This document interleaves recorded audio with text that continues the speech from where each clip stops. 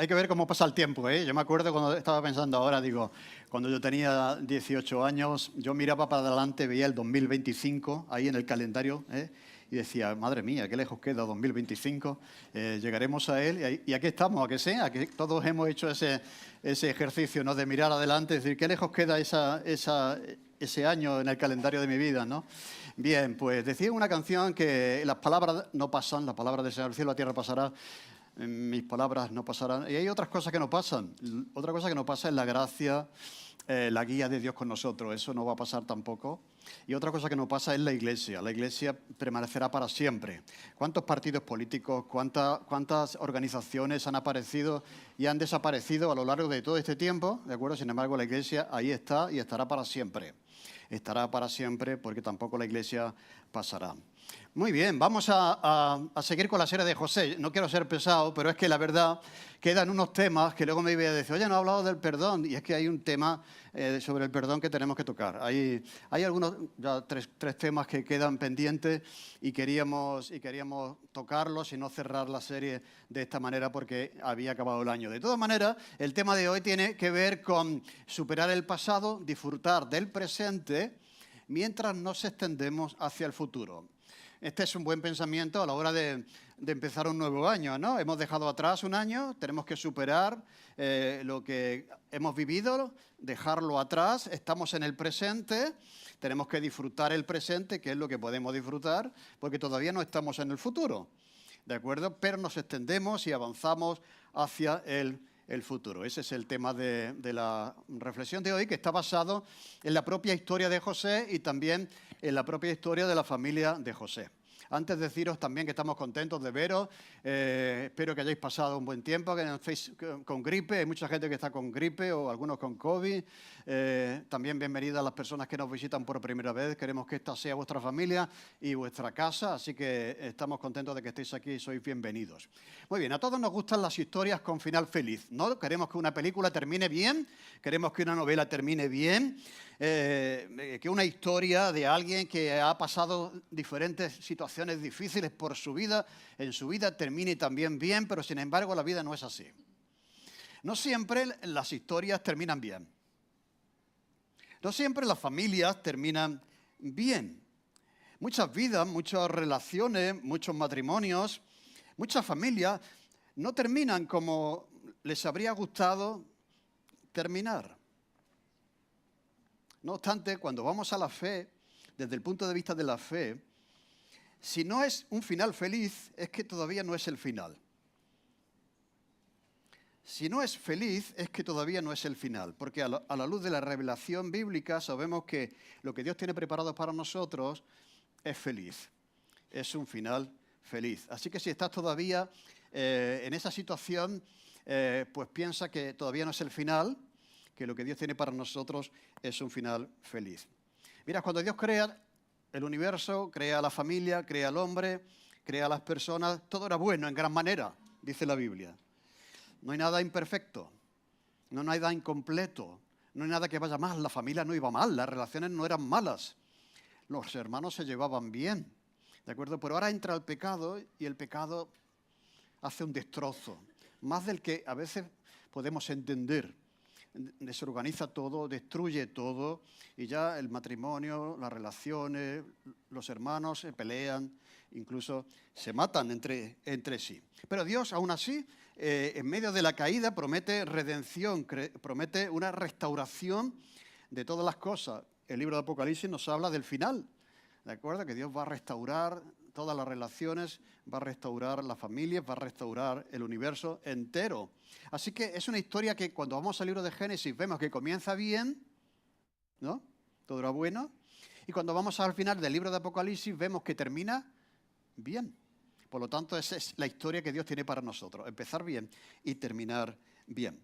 La familia de José, como hemos visto hasta aquí, era un completo desastre. Era, podríamos decir, una familia disfuncional o una familia tóxica, según el lenguaje que usamos hoy. Han pasado 22 años separados José de su familia, de sus hermanos. Ya se ha encontrado José 2 veces con sus hermanos, ha habido una prueba para ver si eran personas de fiar, si ya no son unos asesinos crueles, ¿de acuerdo? Les ha perdonado, les ha abrazado, ha sido muy generoso con ellos, pero todavía la historia no ha terminado como José quería que terminase. Todavía José no ha podido encontrarse con su padre, ni ha podido abrazar a su padre, ¿de acuerdo?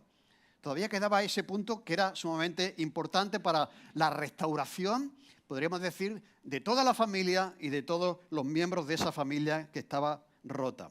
Eso va a ocurrir al final en la familia de José. Es una de las escenas, lo que vamos a ver hoy es uno de los momentos más emocionantes. Después de que José ya se descubre ante sus hermanos que no le habían reconocido como José, dice, yo soy José. Casi se te saltan las lágrimas, ¿no? Cuando ves ese encuentro tan bonito de José con sus hermanos. Pues este encuentro de José con su padre, Jacob, al que quería tanto y del que llevaba tanto tiempo sin ver, es un momento también sumamente emocionante. Por una parte, José está emocionado de saber que se va a encontrar con su padre, y por otra parte, Jacob también está emocionado por saber que su hijo no había muerto como había creído durante 20 años, sino que su hijo estaba vivo. ¿De qué forma José y la historia de José y de esta familia pasó de ser una familia problemática, una historia de problemas, a ser, como vemos aquí, una historia o un final, tener una historia o un final feliz?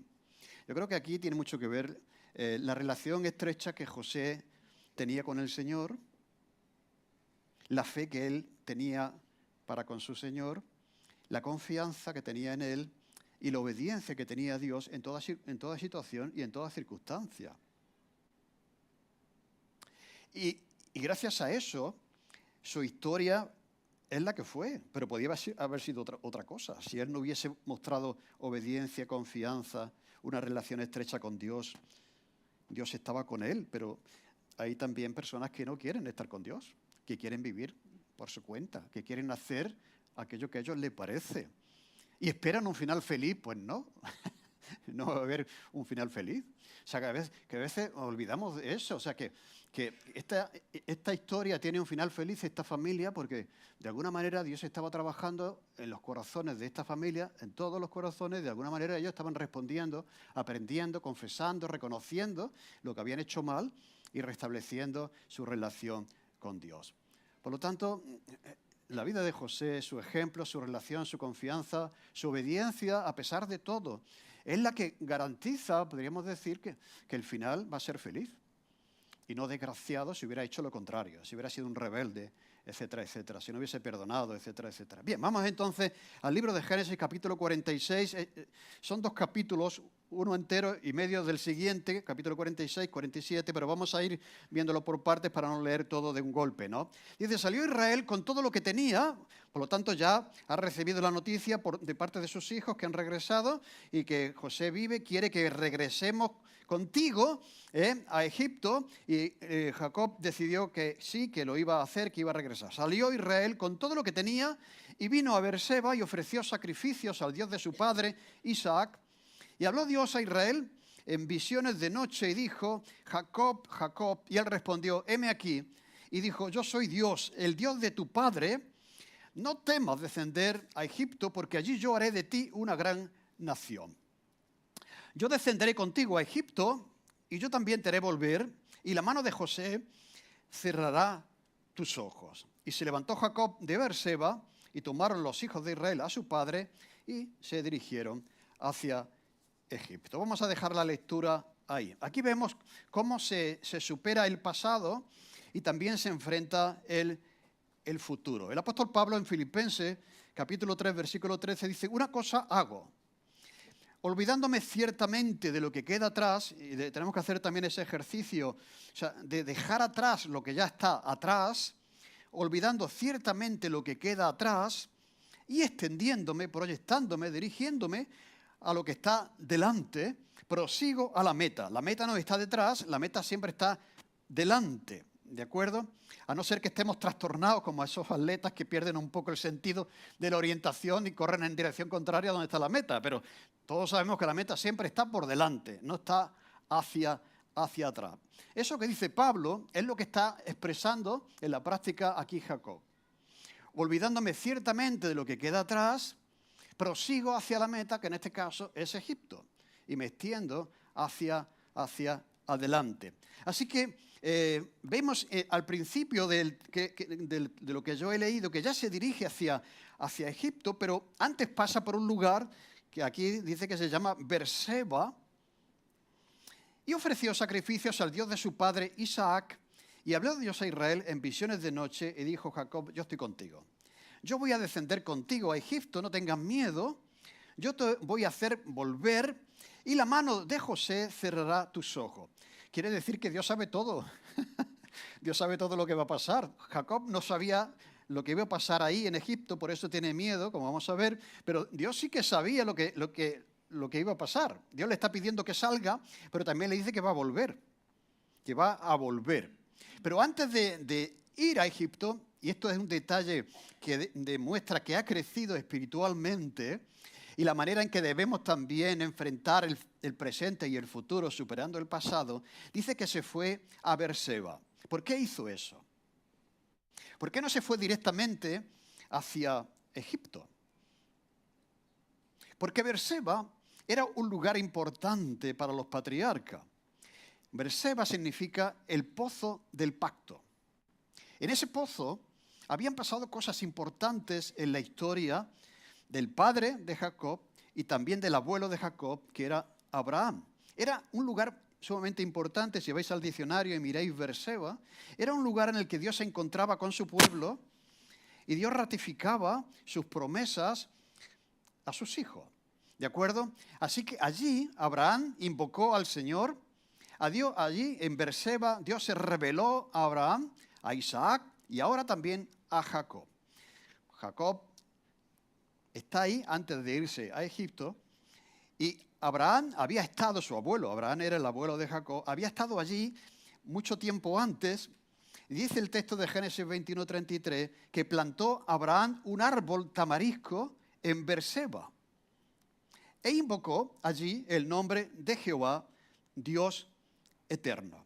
Por lo tanto, ya Abraham en ese lugar plantó un árbol. Cuando uno planta un árbol es que parece que uno va a estar ahí, ¿de acuerdo? Y ahí, en ese sitio, invocó la presencia, el nombre del Señor. Cuando el Señor llama a Abraham a entregar a su hijo Isaac, ¿a dónde vuelve? Cuando ocurre lo que ocurrió. Dice que volvió Abraham a sus siervos y se levantaron y se fueron juntos a Beerseba y habitó Abraham en Beerseba. Así que después de ofrecer a Isaac como sacrificio en el monte Moriah, lugar donde luego fue crucificado Jesús. Todo esto, mirad qué bonito cómo Dios tiene control, los detalles de la Biblia, ¿no? Dios confirma el pacto a Abraham ahí, en ese sitio. Se encuentra con Abraham. Y Abraham vive en Beerseba.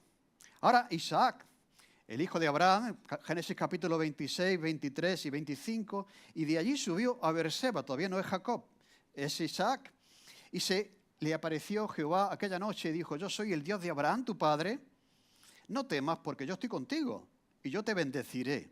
Multiplicaré tu descendencia por amor de Abraham, mi siervo. Y edificó allí un altar e invocó el nombre del Señor y plantó allí su tienda y abrieron allí los siervos de Isaac un pozo de agua. Y ahora, ¿de acuerdo? Jacob sigue el ejemplo de su padre y sigue el ejemplo de su abuelo y se dirige a un lugar donde Dios se encontraba con ellos. Se había encontrado con ellos. Salió Israel con todo lo que tenía y vino a Beerseba y ofreció sacrificios al Dios de su padre Isaac. Está en presente, no está en pasado. Este era el Dios, es el Dios, sigue siendo el Dios de Isaac. Y habló Dios a Israel en visión de noche, le dijo, Jacob, Jacob, y él dijo, heme aquí. Y le dijo, yo soy el Dios de tu padre, no temas descender a Egipto, porque allí yo haré de ti una gran nación. Yo iré contigo y yo también te voy a hacer volver. Y la mano de José va a cerrar tus ojos, va a estar presente en el momento tu hijo de tu muerte. Ante una decisión podéis imaginar que aquí estamos hablando de alguien que vive en un lugar extraordinario, donde Dios se había revelado con frecuencia, era la tierra prometida. ¿De acuerdo?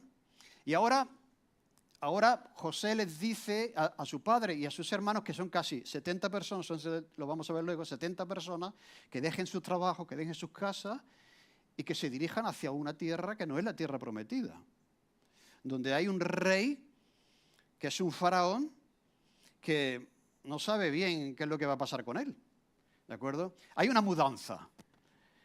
Todas las mudanzas dan un poco de miedo, ¿no? Pero hay una mudanza de muchas familias contigo. Tú te puedes ir a la aventura, pero si te llevas a toda la familia, 70 personas con sus niños, ¿me entendéis? Es una mudanza, una gran mudanza. Por lo tanto, esto tenía que generar en Jacob cierto miedo, cierto temor. Dejamos un sitio seguro donde Dios está claramente manifestándose a nosotros para irnos a una tierra que no sabemos bien lo que va a pasar allí, ¿de acuerdo? Entonces es lógico que él buscara, y eso es importante, la voluntad de Dios y la guía de Dios, cosa que nosotros también es bueno que hagamos cuando tomamos decisiones importantes. Esto es una cosa que nos enseña Jacob. O sea, cuando te tienes que mudar, sería bueno, haz como Jacob. Jacob se estaba mudando y antes de mudarse, consulta al Señor. Señor, voy para allá, es lo que tú estás mostrando, pero ¿puedo ir tranquilo? Y mira, Dios le da un mensaje de completa tranquilidad. Yo voy a ir contigo y yo te voy a hacer volver. No temas. ¿Por qué? Porque le daba miedo esa aventura de dirigirse a ese lugar, aunque allí estaba su hijo. Él había aprendido, Jacob, cuando analizamos su vida, algunos problemas que tuvo por precisamente no consultar a Dios. Por actuar a su manera. Él era un pillo, un engañador, era un manipulador, y entonces había actuado en diferentes momentos de su vida de esa forma, ¿no? Pero al final no le había ido bien. Y aquí vemos que cuando hace eso, me imagino que ya las familias están saliendo, pero en lugar de dirigirse en la carretera que pone a Egipto, Jacob toma la carretera que va a Beerseba, y toda la familia dijo, pero no íbamos a Egipto. No, pero antes tenemos que pasar por Beerseba. Pero ¿cómo que Beerseba? Pero si José está... No, antes... O sea, es la demostración de confianza de buscar la voluntad de Dios en cuanto a esa decisión, ese camino nuevo que estaban emprendiendo, ¿no? Antes, si lo notáis, ¿quién hemos dicho que era el abuelo de Jacob? Abraham. ¿Qué cosa más parecida? Abraham y Sara fueron a Egipto porque había también una hambruna. Se ve que Egipto era un imperio, uno de los imperios más largos de la historia de los imperios, y era rico, luego lo vemos, ¿no? Y entonces Abraham y Sara, ante una hambruna que hay donde ellos viven, en la tierra también prometida, pues tienen que ir a Egipto. Pero ¿qué es lo que hace Abraham? Su mujer era tan guapa que le dice, vamos a decir que eres mi prima, ¿de acuerdo? Entonces el faraón se enamoró de Sara y ahora... Dios lo impide, que tuvieran... Y entonces, ¿qué hizo? Tuvo que salir corriendo porque Faraón lo expulsó de Egipto. Y Jacob dice, mira lo que pasó con mi abuelo en Egipto. Me va a pasar igual. Me va a pasar lo mismo, ¿de acuerdo? Engañó a Abraham al Faraón y tuvo que salir por patas. Me irá bien a mí, le irá bien a mi familia, nos pasará igual.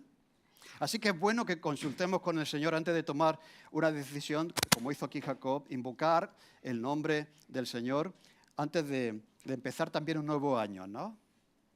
O sea, que no tiremos como, bueno, ya sabemos, ya iremos. No, Señor, estamos en un momento, tenemos un nuevo año delante, tenemos una nueva oportunidad, queremos invocar tu presencia, buscar tu voluntad. Señor, manifiéstate a cada uno de nosotros. Que eso es invocar a Dios. O sea, es interesante la palabra invocación. Invocar quiere decir que la persona acude a Dios pidiendo que se haga presente. Dios ya vive en nosotros, el Espíritu Santo mora en nosotros, pero hay circunstancias en las cuales es bueno invocar la presencia de Dios en una situación específica, ¿no? Y entonces, pues pedir a Dios que venga y se haga presente en ese momento específico de nuestra vida, ante esa decisión que tenemos que tomar.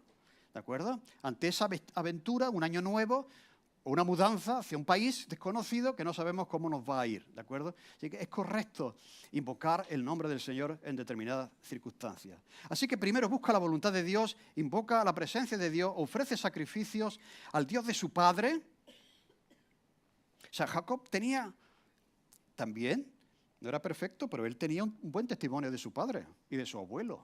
La importancia también de los ejemplos en la familia, ¿no? Abraham es un ejemplo para Isaac, Isaac es un ejemplo para su hijo Jacob.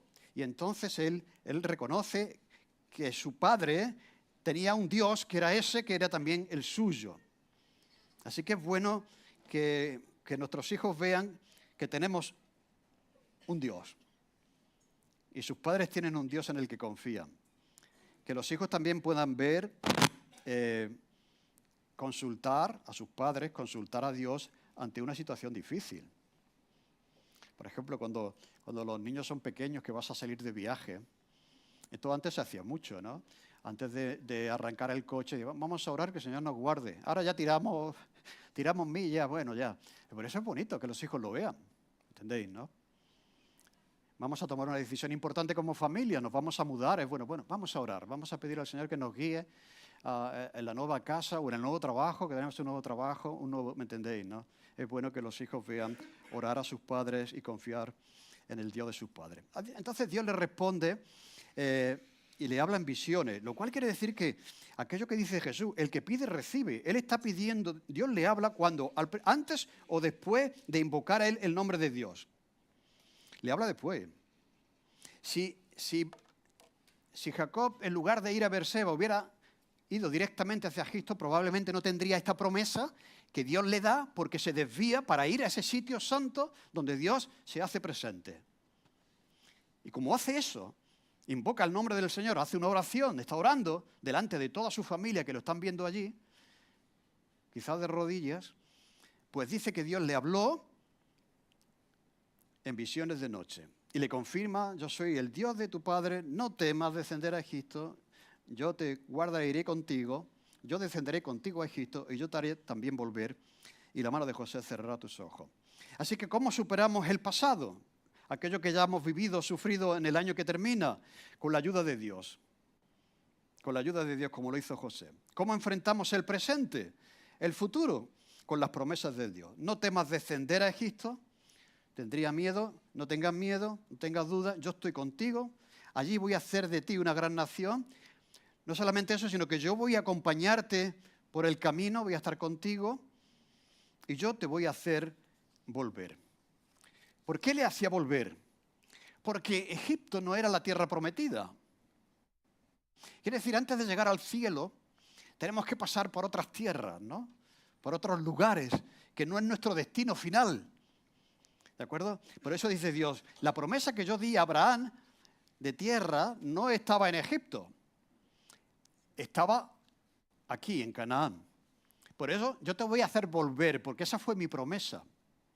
Y él tenía también la convicción de que ciertamente esto era pasajero, que estaba de camino, como luego veremos, ¿de acuerdo? Que esta no era su tierra, que él aspiraba a la tierra de la promesa.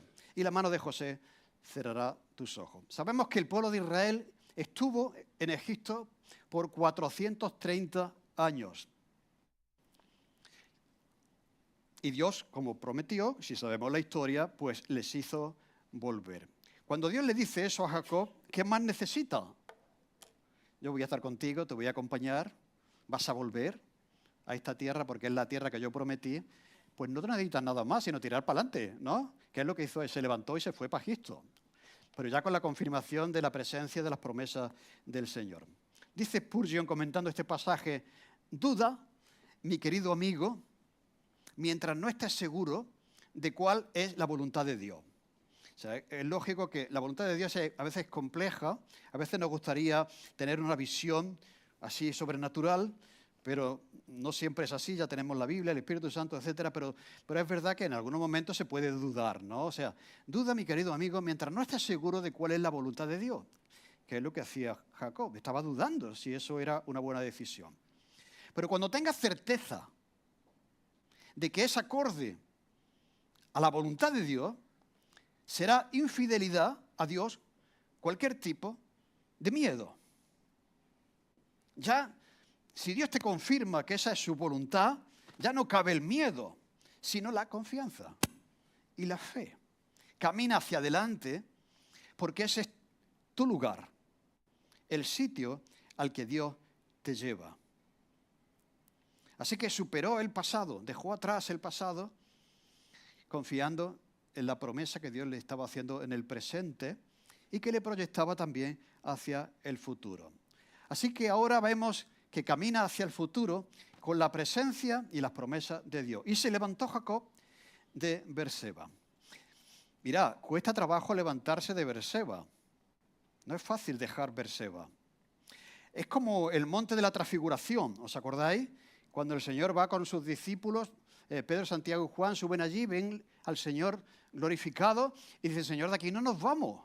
Aquí tú has mostrado un gran milagro, te has revelado, hemos visto cosas extraordinarias, no nos movemos de aquí.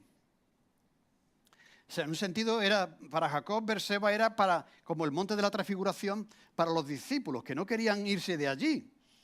Pero si Dios le había confirmado que tenían que irse en esa dirección, pues tenemos que irnos en esa dirección. Quiere decir que a veces nos acomodamos en las situaciones que nos han dado algún tipo de experiencia positiva, ¿no?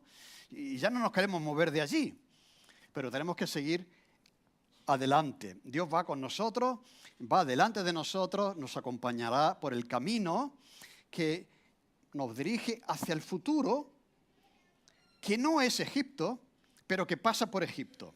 O sea, a veces queremos ir directamente a la tierra prometida, pero a veces tenemos que pasar, como decía antes, por otras tierras antes de llegar finalmente a la tierra prometida. En este caso, iban hacia el futuro, que era la tierra prometida, la tierra de Canaán, de donde salían ahora, pero antes tenían que pasar por Egipto. ¿Por qué?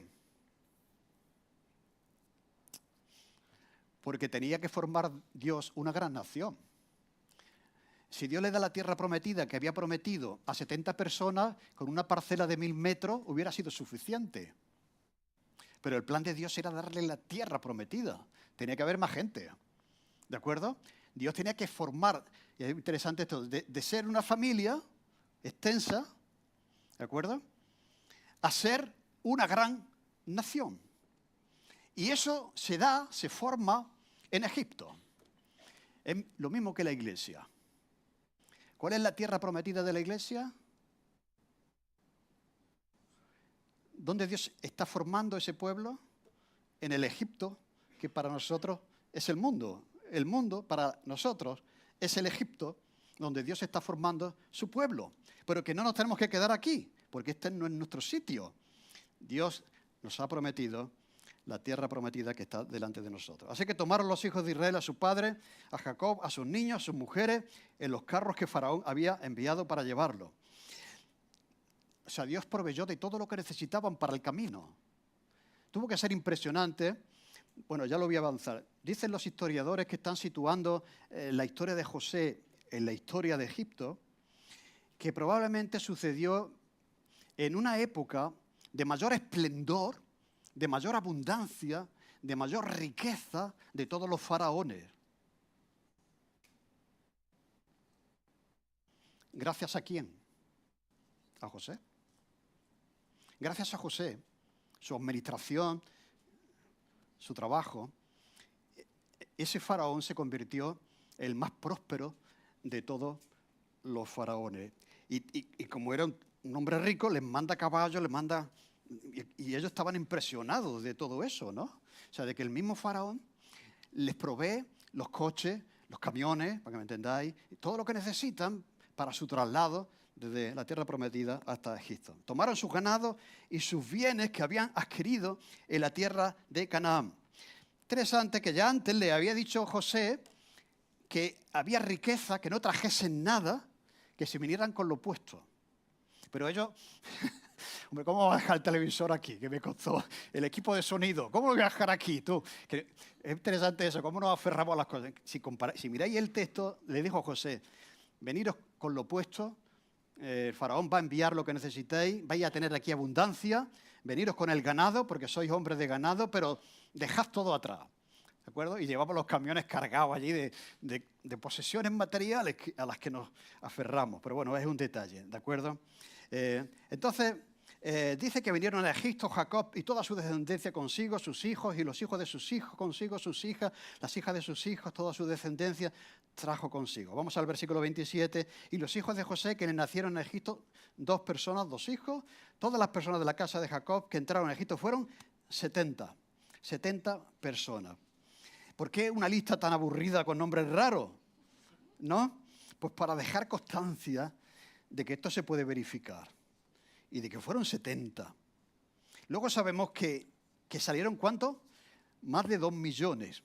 Amigos, ya había un pueblo aquí que podía cubrir toda la tierra que Dios había pensado darle. ¿De acuerdo? Ahí Dios les hizo una gran nación.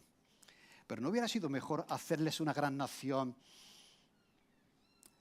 en un sitio mejor? Porque también no tenemos que olvidar que cuando se murió este faraón y vino otro que no conocía a José, ya las cosas cambiaron, ¿no? Y vinieron las dificultades, perdieron la libertad, eran esclavos.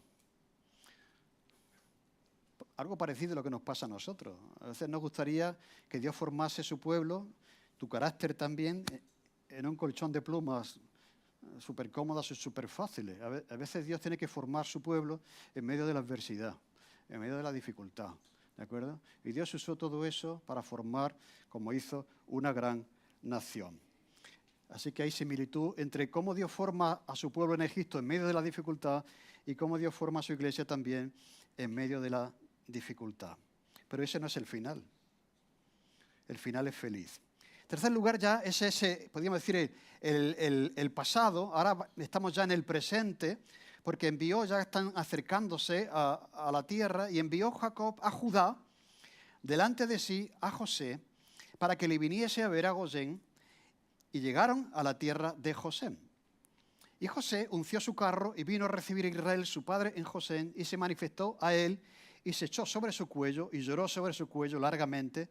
Entonces Israel dijo a José: muera yo ahora, ya he visto tu rostro y sé que aún vive, ya está bien, ya me puedo morir, ¿no? ¿Por qué envía Jacob a Judá y no envía a otro? Podía haber enviado a otro de sus hijos para decir a José: oye, que vamos para allá, que quiero abrazarte, que quiero verte. ¿Por qué envía a Judá? Porque es el que había demostrado mayor madurez cuando se ofrece en lugar de Benjamín, y eso su padre lo supo, ¿de acuerdo? En lugar de sus hermanos. Entonces, aquí ya Judá tiene un protagonismo que vemos que se culmina con la venida del Mesías. ¿De acuerdo? Entonces hay un lugar de encuentro que era Gosén. Vamos a ver Gosén, donde es el lugar físicamente en Egipto. Hay un mapa por ahí, no sé si se puede ver.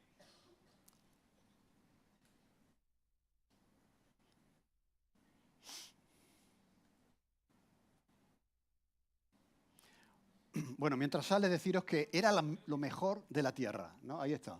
Este es el Nilo, la desembocadura. Esa es la zona que Faraón le había dado a la familia de José. Tenía que ser tal el ejemplo de José, porque, vamos a ver, si es uno de nosotros, le hubiéramos dado una parcela sin agua, por allí, ¿no? El faraón le dio lo mejor que tenía Egipto.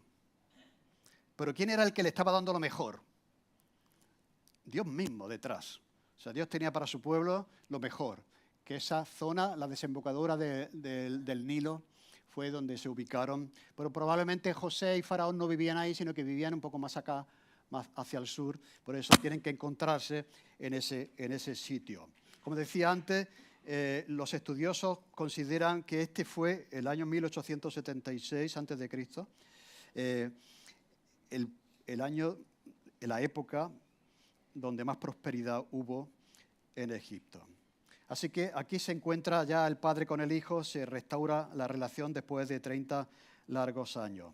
Y José le dijo a sus hermanos y a la casa de su padre: subiré y lo haré saber a Faraón, y le diré: mis hermanos y la casa de mi padre, que estaban en la tierra de Canaán, han venido a mí, y los hombres son pastores de ovejas, porque son hombres ganaderos, y han traído sus ovejas y sus vacas y todo lo que tenían. Y cuando Faraón os llamare y dijere: ¿cuál es vuestro oficio? Entonces diréis: hombres de ganadería han sido tus siervos desde nuestra juventud hasta ahora. nosotros y nuestros padres, a fin de que moréis en la tierra de Gosén, porque para los egipcios es abominación todo pastor de ovejas.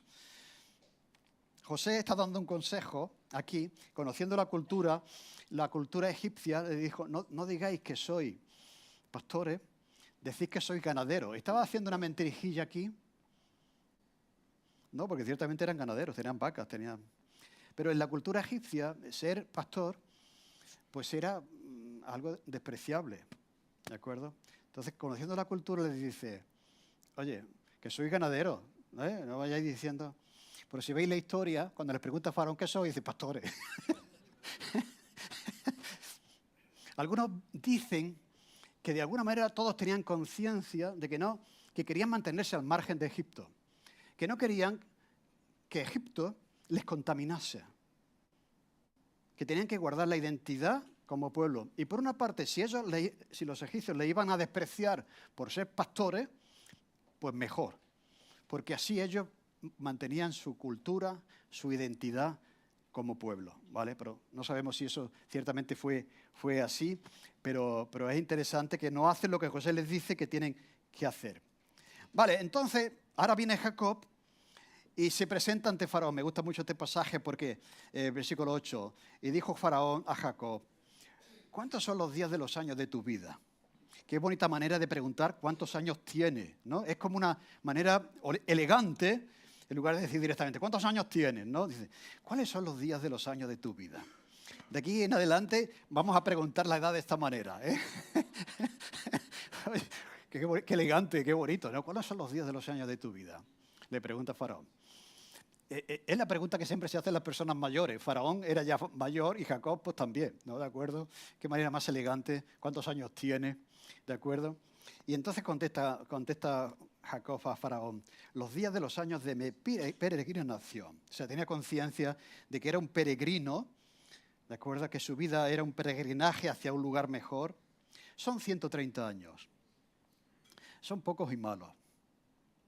Estos han sido los días de los años de mi vida. Y no han llegado a los días de los años de la vida de mis padres, en los días de su peregrinación. También él tenía la convicción de que sus padres, su abuelo y su padre, enfrentaban la vida como que no es un sitio para quedarse, que vamos aquí a acaparar todo, que esto es todo en la vida, ¿no? Que estamos de paso, que estamos peregrinando hacia el lugar que Dios nos ha prometido.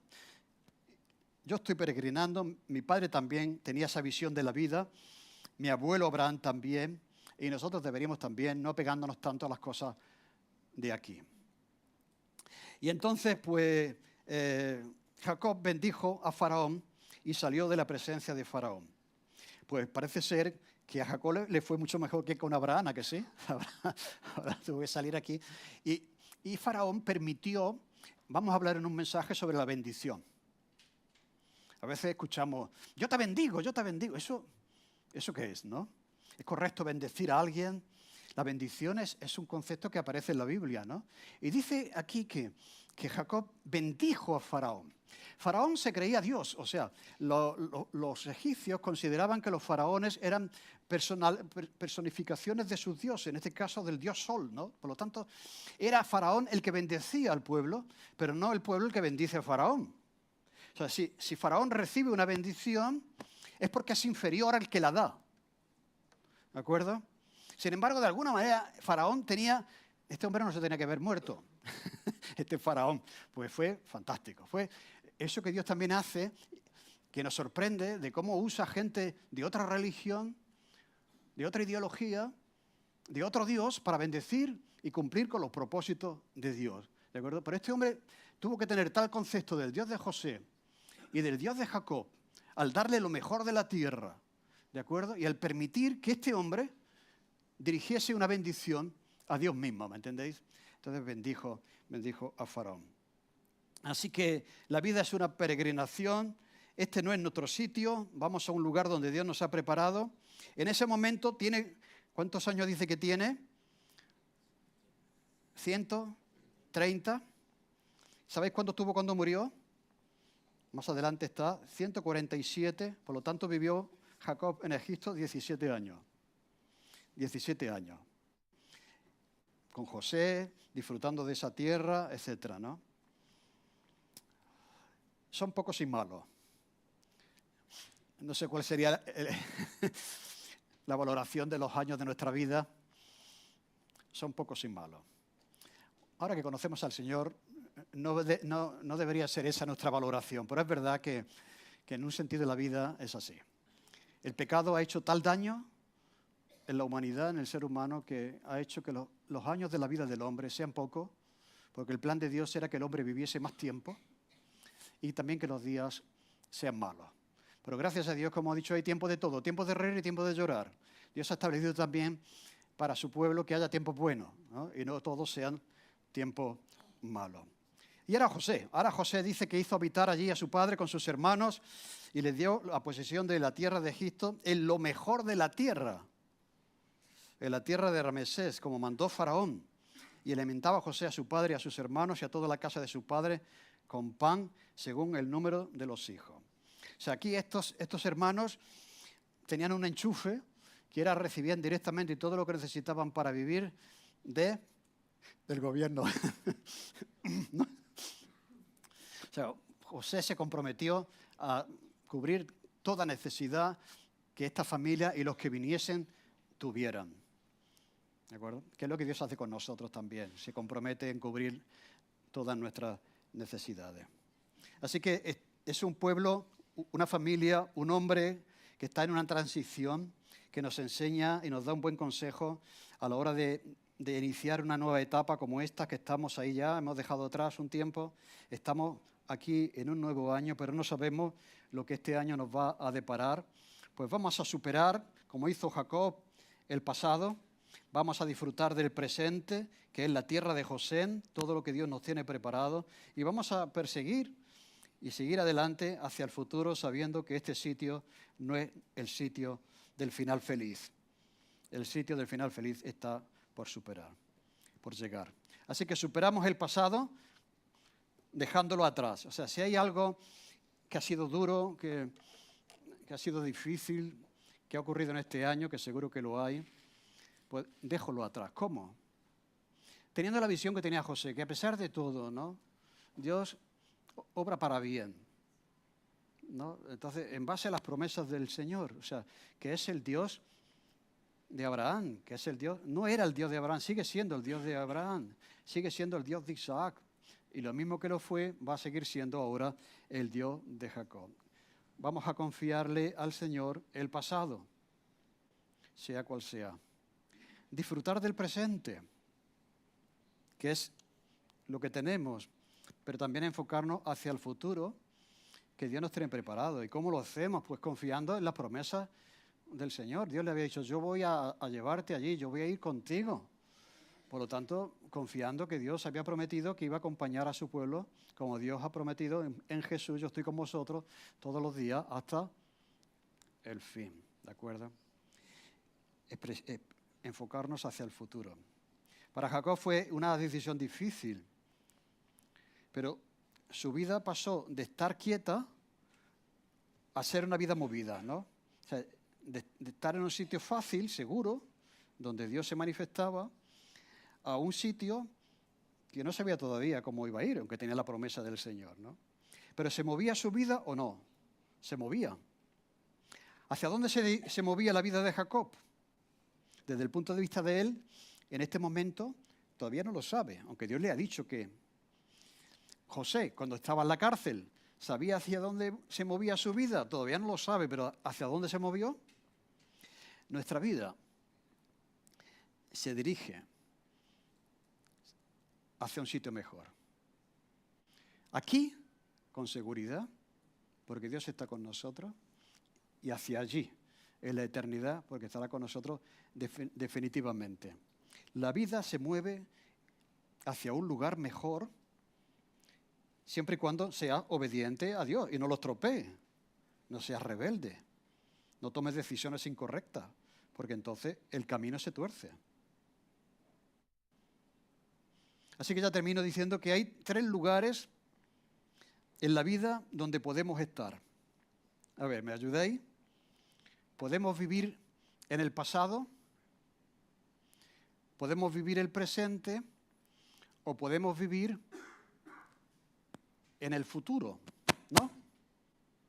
No hay otro sitio donde podamos estar, ¿o no? O sea, podemos instalarnos en el pasado. Hay personas que no viven en el presente, sino que viven en el pasado. Ya quedó atrás, pero siguen todavía en el pasado. ¿Podemos vivir ahí? Sí. ¿Podemos vivir en el presente? Es en el que estamos. ¿Podemos vivir en el futuro? Vivir en el futuro es aquella persona que es tan soñador que siempre está pensando en lo que va a hacer mañana, pero nunca hace nada hoy. Está allí, por las nubes, ¿no? Así que son 3 sitios donde podemos estar. El pasado es el lugar donde ya no estás. O sí, ya no estamos ahí. El futuro es un lugar donde tampoco estamos todavía. ¿Dónde estamos? Aquí, en el presente. Por eso dice Jesús, cada día tiene su propio afán. Así que, ¿qué es lo que tenemos que hacer entonces sobre estos 3 sitios donde podemos estar? Pues aprender del pasado. Ya ha pasado, pero podemos aprender, ¿no? De hecho, el pasado es eso, para enseñarnos, para aprender. Pero no te quedes allí. Puedes aprender del pasado, pero no te quedes en el pasado. Puedes enfocarte hacia el futuro, y es bueno que tengas metas y objetivos, ilusiones, pero tampoco estés allí.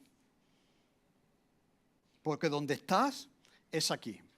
Así que aprende del pasado, no te quedes allí, prepárate, enfócate hacia el futuro, pero no te establezcas allí tampoco porque todavía no estás. Vive y sé fiel en el presente, que es donde estamos ahora, ¿no? Así que como iglesia, esto podemos aplicarlo a nuestra vida y también como iglesia, como ministerio. Lo que pasó el año pasado ya ha pasado. ¿Podemos extraer alguna lección? Sí, pero no vamos a hacer que eso condicione nuestra vida, nuestro presente. Lo confiamos al señor José. Yo creo que ya dijo, el tema de la cárcel, el tema de mis hermanos ha quedado atrás, el pasado ha quedado atrás. He aprendido, por eso he probado a mis hermanos, porque he aprendido, pero no se quedó allí. ¿De acuerdo? El futuro, pues José también tiene, lo vamos a ver, cuando me muera, que no se queden mis huesos aquí. Porque este no es el sitio de la promesa, claro, eso lo veremos, ¿no? Él tenía una proyección de que tampoco era el sitio donde él iba a estar eternamente, que se lleven mis huesos de aquí, ¿de acuerdo?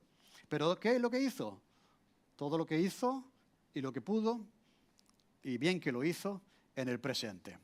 Así que tenemos ilusiones, tenemos objetivos, tenemos metas para el futuro, pero no vivamos de sueños, de metas y de objetivos, porque lo que hace falta que hagamos es hacerlo ahora, que es el sitio donde estamos.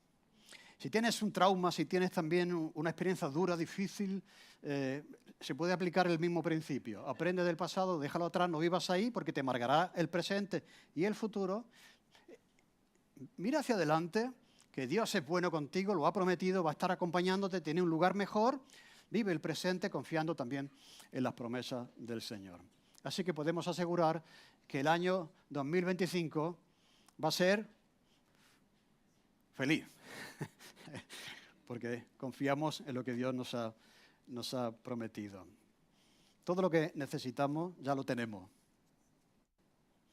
¿no? Y es a Dios y sus promesas y la presencia de Jesús con nosotros. Amén. Señor, te damos gracias porque la historia está para que aprendamos de ella, Señor, y también nuestra historia personal. Te damos gracias porque hasta aquí nos has traído, porque hemos vivido hasta aquí, Señor, por los años de vida que nos has dado, Señor, y queremos confiarte el futuro. Tenemos ilusión de seguir sirviéndote, Señor, agradándote, de ser una iglesia que te honre, que crezca, que alcance a muchos para ti, Señor. Pero ayúdanos también a hacerlo ahora en el presente, a vivir el presente, que es el tiempo en el que tú nos concedes vivir. Ayúdanos a disfrutar de él también, a vivirlo con intensidad, con tu presencia y con tus promesas, en el nombre de Jesús. Amén.